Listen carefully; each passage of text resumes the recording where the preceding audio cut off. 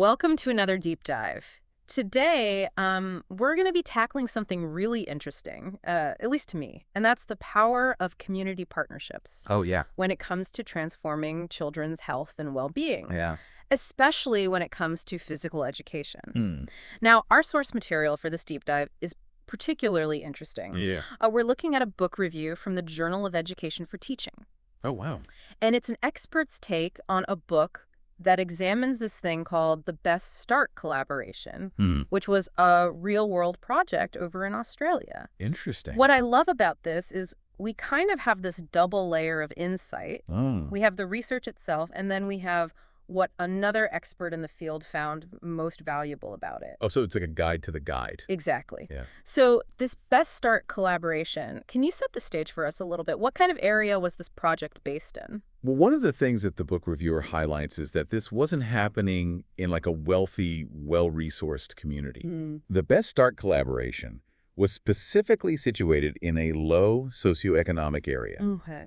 where access to quality health and education programs can be limited. Which makes sense. Yeah, and that context is really essential to understanding the impact. So if we're talking about limited resources then, Right. how did this project actually create sustainable improvements Mm. in kids' well-being?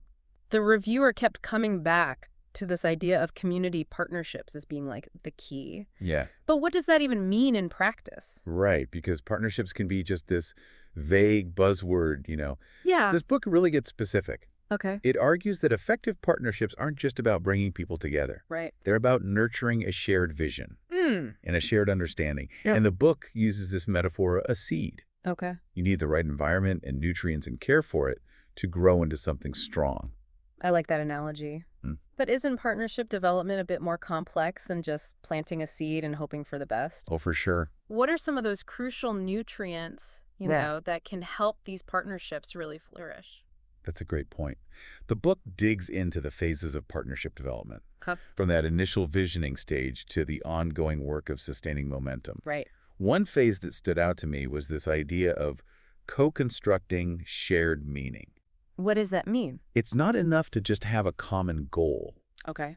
Partners need to develop a shared understanding of the problem they're tackling, the values driving their work, Right. and the strategies they'll use to achieve their goals. So it's like getting everyone on the same page, literally. Exactly. Without that shared understanding, you risk miscommunication, Yeah. conflicting priorities, Of course. and ultimately the partnership falling apart. Yeah. This phase is crucial for building trust and buy-in from all the stakeholders involved. Now, the reviewer mentioned the book's emphasis on the UN's Sustainable Development Goals. Yeah. How does a local project in Australia connect to something as global as the SDGs? It's actually a brilliant connection. Okay. The Sustainable Development Goals are all about addressing global challenges through collaborative action. Right. And this project demonstrates how local initiatives, when they're grounded in the principles of partnership Okay. and focused on well-being, Right. can contribute to these broader goals. That makes sense. Specifically, the Best Start collaboration aligns with SDG 3, good health and well-being, Okay. and SDG 4, Okay. quality education. So it hits both of those. It does. It's a powerful example of how local action can have global implications. The reviewer also highlighted a kind of unexpected benefit, Oh, and that's the positive impact on the pre-service teachers who were involved in the Best Start collaboration. So this wasn't just about the kids, right? absolutely. This is where it gets fascinating. Okay. The book emphasizes that successful partnerships generate benefits that go beyond that initial target group. In this case, the pre-service teachers gained valuable experience working in a diverse community setting, Yeah. developing their professional skills and confidence. So they got a lot out of it, too. They did. Yeah. They were able to put theory into practice Yeah. and learn firsthand the complexities of community engagement. So it's like a 2-for-1 deal, Right. improving kids' well-being Yes. and bolstering the future teaching workforce. Exactly. And the benefits didn't stop there. Really? The review also pointed out that the Best Start collaboration increased the entire community's understanding of holistic well-being. Now, I think that's a concept worth unpacking a bit. Okay. What does holistic well-being actually mean in this context? It sounds a bit abstract. It's a crucial shift in perspective. Okay. The project moved beyond simply focusing on physical health to encompass mental, emotional, and social well-being. Oh, wow. They recognize that these aspects are all interconnected. Hmm. For example, the Best Start collaboration incorporated activities that fostered social connection Oh. and emotional regulation alongside physical activities. So it's about understanding that a child's well-being isn't just about whether they're physically healthy. Right. It's about their mental and emotional state as well. Yeah. It's about the whole picture. Exactly. Now, I'm curious, what were some of the specific activities that the Best Start collaboration implemented? They took a really diverse approach. Okay. The book mentions swimming lessons, Okay. which are great for physical fitness and water safety, Makes sense. but also build confidence and resilience. There were sports sessions that promoted teamwork and leadership skills, Okay. and surprisingly, they even had tennis coaching. Tennis coaching. That's interesting. Yeah. I wouldn't immediately think of tennis as a core activity for a community-based well-being program. Right. Why tennis? That's what's so great about this project. Okay. They were willing to think outside the box. Mm. The book doesn't go into detail about why they chose tennis specifically. But it might have been about providing access to a sport that wouldn't typically be available in that community. Okay. It could have been about building relationships with local tennis clubs or creating opportunities for kids to develop new skills and interests. That makes sense. The key takeaway is that they were flexible and responsive to the community's needs and interests. I can already see how this deep dive is going to make me rethink my assumptions about how we approach children's well-being. Hmm. It seems like the Best Start collaboration was really intentional Yeah. about creating lasting change. Hmm. But how do you go from a time-limited project to something that's truly sustainable? That's a question the book grapples with directly. Okay. The reviewer highlights the importance of embedding the project's principles within the community's existing structures. So it's not about creating a parallel system Right. that's dependent on external funding. Exactly. It's about working with schools, Yes. community organizations, and local leaders to integrate these practices into their everyday operations. It's about creating a shift in mindset, Right. not just a one-time event. That makes a lot of sense. And it requires a long-term commitment from all the partners involved. Of course. They need to be in it for the long haul, Right. not just for the duration of the initial project funding. This is giving me a lot to think about in terms of how we approach community development in my own area. Yeah. But before we get ahead of ourselves, Okay. let's dive deeper into the specific strategies Okay. that the Best Start collaboration used to navigate all the complexities of partnership work. Yeah. What stood out to you in that regard? The reviewer mentioned this idea of intertwining journey threads. Yeah. That sounds pretty poetic, but what does it actually mean in the context of, like, partnership work? It's a really powerful way of thinking about collaboration. Okay. It highlights the importance of recognizing that each partner comes to the table with their own unique experiences, motivations, goals. And the book argues that successful partnerships require actively seeking out and valuing those diverse perspectives. Okay. It's about weaving together those individual threads Yeah. to create a stronger, more vibrant tapestry. So instead of trying to force everyone into this, like, one-size-fits-all approach, Right. it's about acknowledging and respecting those differences, Yeah, but still working towards a common goal. exactly. It's about finding ways to align those individual motivations with the collective mission of the partnership. Okay. This requires open communication, Of course. active listening, Uh-huh. and a willingness to compromise. That makes a lot of sense. Yeah. But in practice, how do you actually go about intertwining journey threads? Are there, like, specific strategies or techniques that the Best Start collaboration used? The book highlights the importance of co-creation. Okay. It's not about one partner dictating the terms of engagement. It's about working together to develop shared goals, strategies, Yeah. decision-making processes. Right. This might involve things like holding joint planning sessions, Okay. establishing clear communication channels, and creating opportunities for regular feedback and reflection. So it's about ensuring that everyone feels heard and valued Yes. and empowered to contribute their ideas and expertise. Absolutely. And the book also stresses the importance of celebrating successes along the way. Oh, that's nice. It's about recognizing individual and collective achievements, Yeah. no matter how small, Right. to maintain motivation and build momentum. It's like those little milestones that keep you going on a long journey. Exactly. Speaking of challenges, Yeah. the reviewer also kind of hinted at some of the obstacles Yeah. that the Best Start collaboration faced. Did they elaborate on how those obstacles were addressed? They did. The book emphasizes the importance of clear conflict resolution strategies. Partnerships are made up of people, Right. and people will inevitably disagree from time to time. The key is to have a plan in place for addressing those disagreements Right. in a constructive and respectful way. I imagine that can be tricky, It can be. especially when you have partners from different backgrounds and sectors with Yeah. potentially conflicting priorities. It definitely requires a commitment to open communication Right. and a willingness to compromise. Yeah. The book suggests establishing ground rules for communication at the outset, Okay. such as using I statements to express feelings and actively listening to understand different perspectives. It's about creating a safe space for dialogue Yeah. where people feel comfortable sharing their concerns Right.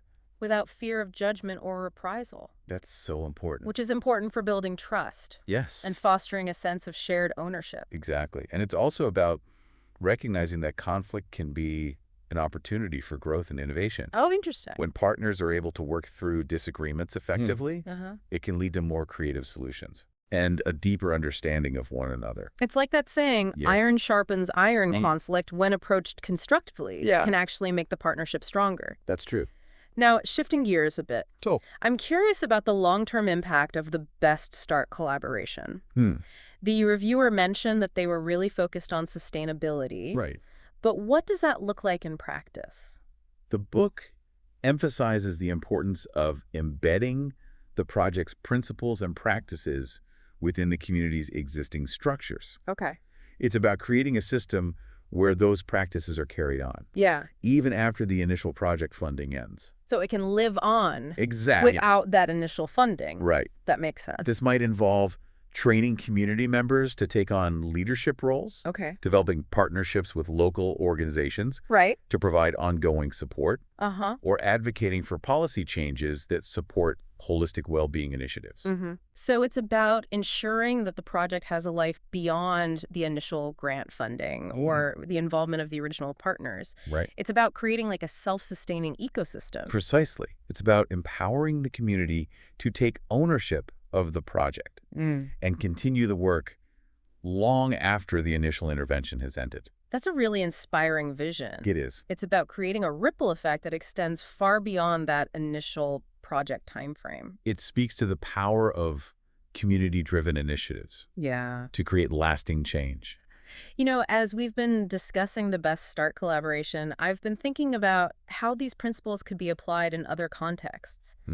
Do you think this model is transferable to other communities, or is it specific to the unique circumstances of this particular project? That's a great question. The book argues that the core principles of partnership development are universally applicable. Okay. However, it also acknowledges that each community is unique and will require tailoring the approach to fit their specific needs and resources. Of course. It's not about replicating the Best Start collaboration exactly, Okay. but rather about adapting the underlying principles to different contexts. So it's like a framework, Yeah, not a blueprint. exactly. It's Yeah. about taking the core principles That's of it. shared vision, co-creation, Right.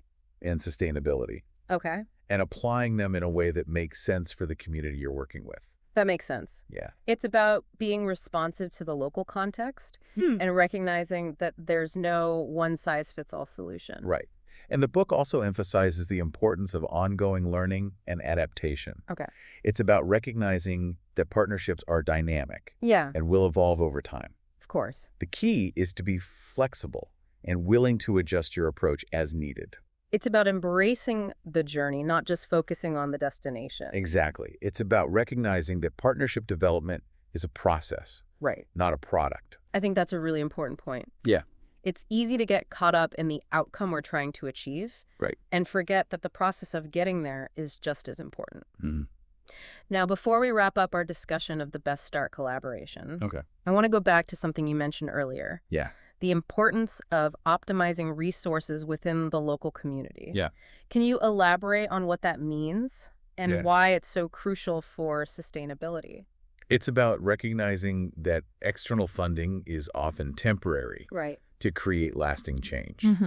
Partnerships need to be resourceful Okay. and leverage the assets that already exist within the community. Makes sense. This might involve tapping into local expertise, Okay. forming partnerships with existing organizations, Yeah. or utilizing community spaces for programming. So it's about looking beyond those traditional funding sources Right. and getting creative with how you utilize existing resources. Absolutely. It's about fostering a sense of ownership and responsibility within the community. That makes a lot of sense. Yeah. It's about building a system that's not dependent on outside support. Right. It's about empowering the community to sustain the work themselves. Mhm. Now, I'm curious, what were some of the strategies the Best Start collaboration used to optimize resources? Did the book review provide any specific examples? It did. One example that stood out to me was their partnership with a local university. Okay. They collaborated with the university's physical education department Hmm. to provide training and support for pre-service teachers involved in the project. Okay. This not only benefited the teachers, Right. but it also provided the university students with valuable real-world experience. So it was a mutually beneficial partnership that leveraged existing resources within the community. Exactly. And it's a great example of how partnerships can create a win-win situation for everyone involved. That's awesome. Another example highlighted in the book was their use of community spaces for programming. Oh. Instead of renting expensive facilities, Yeah. they partnered with local schools and community centers Mm-hmm. to utilize their gyms, fields, and other spaces for activities. That's a great way to reduce costs Yeah, and make the program more accessible to the community. it is. And it also helps to foster a sense of community ownership and pride. I'm starting to see a theme here. Right. It's all about creating a sense of shared responsibility Yeah, and leveraging the assets that already exist within the community. exactly. It's about recognizing that communities have a wealth of resources that can be tapped into Right. if we're willing to think creatively and collaboratively. This is giving me a lot to think about in terms of how we can apply these principles in our own work. It's inspiring, isn't it? It is. It shows what's possible when communities come together Mm. with a shared vision Yeah. and a commitment to working collaboratively. It really does. It's about recognizing that we don't have to reinvent the wheel. Right. There are already amazing examples out there, like the Best Start collaboration that can provide inspiration and guidance. Absolutely. And it's about being willing to learn from others and Yeah. adapt their approaches to fit our own unique contexts. This has been a really insightful discussion. It has. I feel like I have a much deeper understanding of the power of community partnerships and the key ingredients that contribute to their success. It's been a pleasure exploring this topic with you. Likewise. It's a reminder of the incredible potential we have Yeah. to create positive change when we work together. Now, before we wrap up, Okay. I want to touch on one final point that the reviewer highlighted, Mm. and that's the importance of social relationships and partnership work. Oh, yeah. Can you elaborate on why that's so crucial? The book emphasizes that partnerships are ultimately about people. Mm. It's about building relationships based on trust, respect, and mutual understanding. So it's not just about signing agreements and ticking boxes. Right. It's about fostering genuine connections between the people involved. Exactly. It's about creating a sense of community and belonging Yeah. where people feel valued and supported. I imagine that strong social relationships can help to overcome challenges Yeah. and sustain momentum when things get tough. Absolutely. When partners have strong personal connections, they're more likely to be patient, Yeah. understanding, Uh-huh. and committed to working through disagreements. It's like having a built-in support system. Exactly. And it also makes the work more enjoyable and rewarding for everyone involved. I think that's a really important point to emphasize. Yeah. Partnerships shouldn't feel like a chore. No. They should be energizing and fulfilling for everyone involved. Agreed. Yeah. When people feel connected and supported, they're more likely to be creative, Yeah. innovative, Uh-huh. and committed to the shared goals of the partnership. It's about recognizing that the human element is at the heart of any successful collaboration. It is. And it's about fostering those relationships intentionally and nurturing them over time. I think that's a great note to transition to the final part of our deep dive. Okay. We've covered a lot of ground in our discussion of the Best Start collaboration, and I'm eager to hear your thoughts on the broader implications of this work. What are the key takeaways that you want our listener to walk away with today? I think for me, this deep dive has really highlighted the transformative potential of these community partnerships when it comes to children's well-being. Hmm. The Best Start collaboration offers a really compelling example of what can be achieved Right. when you bring these diverse stakeholders together Yeah. with a shared vision. Right. It's not just about creating programs. Right. It's about cultivating an ecosystem of support that empowers children to thrive. I love that you use that word ecosystem Yeah. because it really captures the interconnectedness of this approach. Oh. It's not just about schools or healthcare providers or community organizations Right. working in isolation. It's about recognizing that they all play a really vital role Yes. in supporting children's development. Absolutely. And this book review we've been discussing Yeah.